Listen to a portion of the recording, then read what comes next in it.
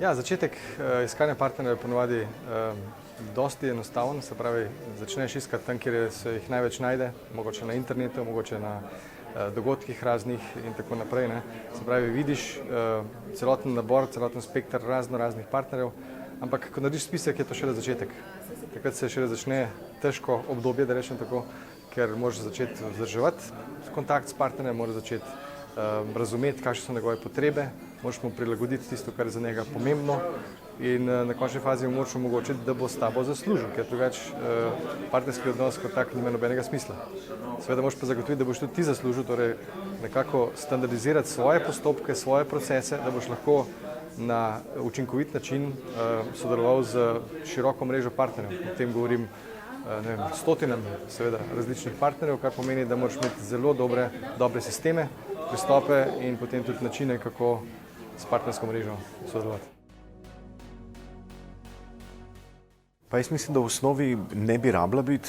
Zdi se mi, da si lahko v Sloveniji malo bolj površen, zaradi tega, ker je manjši trg in se mi zdi, da tudi večina podjetij v Sloveniji je in naredijo neko relativno široko in nedefinirano skupino ljudi, ki so idealen kupec in pa s tem tudi operirajo in z budžeti, kakršne imajo slovenska podjetja, slovenski trg, recimo se to da.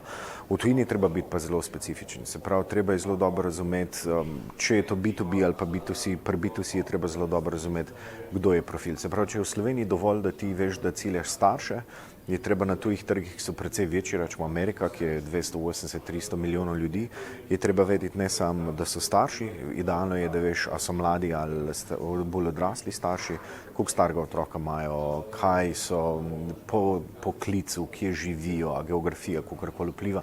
Se pravi, njihov način življenja, kakorkoli vpliva na njih, pa se jih da posegmentirati, interesi recimo in take zdaj. Tako da presek informacij, ki se uporabljajo za grajene persone na tujih trgih, so veliko bolj specifični in veliko bolj kompleksni. Zaradi tega, ker je treba med 250 milijoni ljudi najti tistih 10 tisoč, ki bojo tvoji idealni kupci.